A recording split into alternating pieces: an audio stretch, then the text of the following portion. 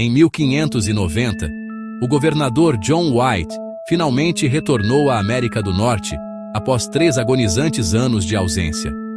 Ele trazia suprimentos, esperança e a ansiedade de reencontrar sua filha e sua neta, a primeira criança inglesa nascida no Novo Mundo. Mas, ao desembarcar na ilha de Roanoke, o silêncio era ensurdecedor. Não havia fumaça de fogueiras, não havia cães latindo, não havia vozes. 115 homens, mulheres e crianças haviam evaporado no ar. As casas estavam perfeitamente desmontadas. Não havia sinais de batalha, conflitos ou cinzas. A única pista deixada para trás era uma única palavra sombria entalhada na madeira de um poste. C-R-O-A-T-O-A-N. Croatoan.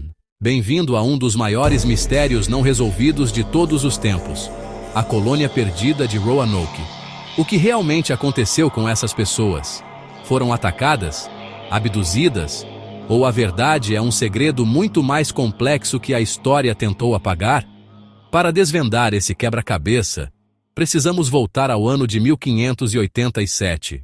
A Inglaterra estava em uma corrida feroz contra a Espanha para dominar o Novo Mundo. Sob as ordens de Sir Walter Raleigh, 115 colonos embarcaram em uma jornada de extremo risco, cruzando o Atlântico. Ao contrário das expedições militares anteriores, este grupo era formado por famílias. Eram fazendeiros, carpinteiros, mulheres grávidas e crianças. Eles não queriam conquistar. Eles queriam um lar. Eles se estabeleceram na ilha de Roanoke, na atual Carolina do Norte. Mas o sonho rapidamente se transformou em um pesadelo gélido. Eles chegaram tarde demais na estação para plantar. Os suprimentos começaram a escassear. Pior ainda, a relação com as tribos indígenas locais, já manchada pela violência de exploradores europeus do passado, era extremamente tensa. O inverno estava chegando e a fome era uma ameaça iminente. Desesperados, os colonos imploraram ao governador John White que retornasse à Inglaterra para buscar comida, ferramentas e reforços. White hesitou. Deixar sua família, incluindo sua neta recém-nascida, Virginia Dare, era um risco terrível. Mas ele não tinha escolha. Antes de partir, eles combinaram um código. Se os colonos precisassem abandonar Roanoke, eles deveriam entalhar o nome do seu novo destino em uma árvore. E se estivessem em perigo imediato, sob ataque, deveriam entalhar uma cruz de Malta acima do nome. Quando White chegou à Inglaterra, o desastre atacou. O país estava em guerra total contra a invencível armada espanhola. A rainha Elizabeth I ordenou que todos os navios ingleses ficassem no porto para defender a nação. White ficou preso. Dias viraram meses. Meses viraram anos. Durante 3 longos anos, ele agonizou imaginando o destino de sua família do outro lado do oceano. Quando ele finalmente conseguiu um navio e retornou em 1590, encontrou a colônia fantasma. O local estava abandonado, mas de forma ordenada.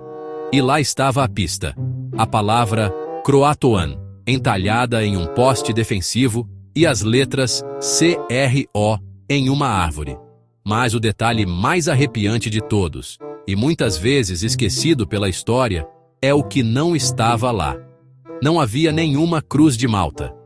Eles não foram atacados. Eles saíram por conta própria.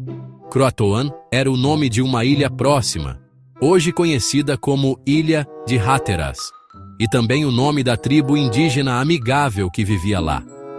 White ficou aliviado. O plano parecia óbvio. Eles buscaram abrigo com os nativos de Croatoan. Ele ordenou que o navio zarpasse para lá na manhã seguinte. Mas o destino, cruel como sempre, interveio. Uma tempestade massiva, um furacão devastador, atingiu a costa. Os ventos rasgaram as velas e quase afundaram a embarcação.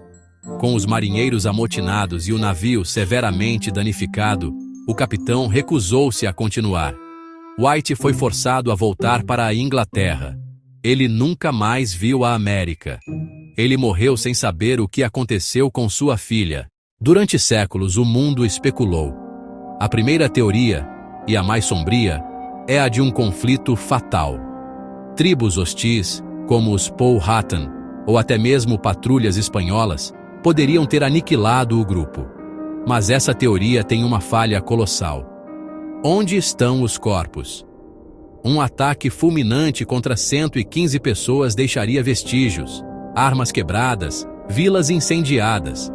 Nada disso foi encontrado. Nenhuma única gota de sangue manchou a terra de Roanoke. A segunda teoria envolve o mar.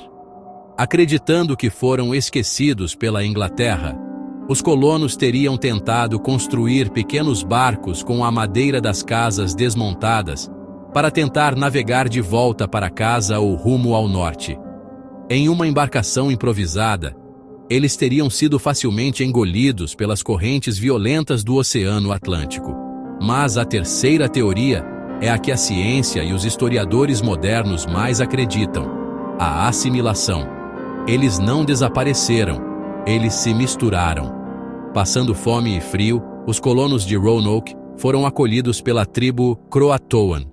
Eles adotaram os costumes indígenas, aprenderam a sobreviver na floresta e seu sangue se uniram. Há evidências impressionantes que sustentam isso. Décadas mais tarde, quando novos exploradores ingleses chegaram à região da Carolina do Norte, relataram encontros com tribos nativas que possuíam características inexplicáveis. Índios com olhos cinzentos e azuis, cabelos mais claros, que já falavam algumas palavras em inglês e que possuíam o estranho hábito de ler livros em voz alta. A tribo moderna dos Lumbee, por exemplo, possui dezenas de sobrenomes idênticos aos da lista de passageiros originais de Roanoke. Nos últimos anos, a tecnologia trouxe novas pistas. Arqueólogos, usando radares de penetração no solo, descobriram o Sítio X, uma área no interior do continente, escondida sob um mapa antigo de John White. Escavações revelaram cerâmicas inglesas do século XVI, misturadas com artefatos nativos. Exatamente o que você esperaria de duas culturas vivendo juntas. O mistério de Roanoke persiste porque nós amamos o desconhecido. A ideia de uma vila inteira sendo engolida pela névoa é aterrorizante e cinematográfica. Mas a verdade real pode ser muito mais humana e bonita do que um conto de terror. Roanoke não é a história de um desaparecimento sobrenatural. É uma história de sobrevivência. Diante do fim trágico pelo frio e pela fome, fronteiras raciais e culturais foram apagadas. Os ingleses não foram engolidos por monstros na escuridão. Eles foram salvos pelos povos que a história europeia tentaria destruir mais tarde.